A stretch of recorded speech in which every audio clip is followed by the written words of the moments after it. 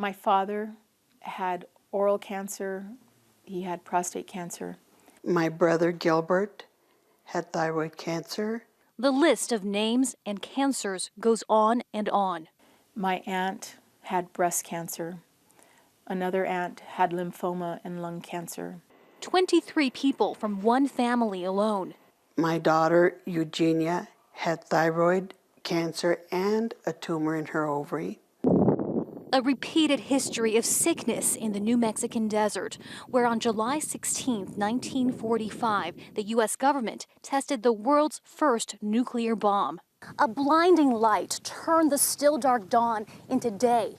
The blast converted the desert sands into green radioactive glass, which you can still find here at Ground Zero today. At the time, ranchers reported then white ash falling from the sky, covering their wells, their gardens, their livestock for days.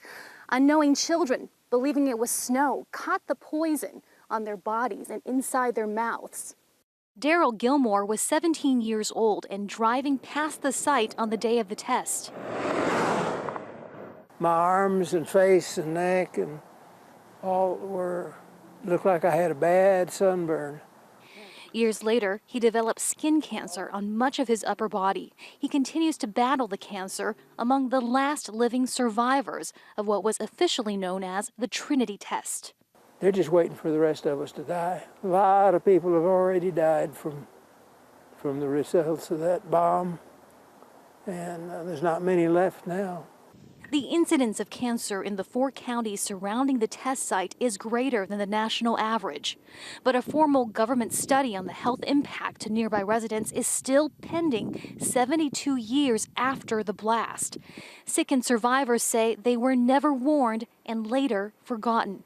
They counted on us to be unsophisticated and uneducated and ignorant and unknowing of what they were doing right in our backyards. Most people here are of Native American and Hispanic descent. They were among the country's poorest citizens at the time of the nuclear test and remain so today. They've received no government apology or compensation, left to bury their dead in poverty. The injustice has been that they ignore us. The medical records of children born after the blast are the most devastating of all. Unexplained birth defects and feared genetic mutations. I have a son and 2 grandsons. I know that I have passed on the genetics. For years, Congress has promised to look into the matter, but has yet to take action. People here, though, say the evidence is clear, that in the U.S.'s march toward nuclear dominance, they were sacrificed. Heidi, Zhou-Castro, Al Jazeera, Albuquerque, New Mexico.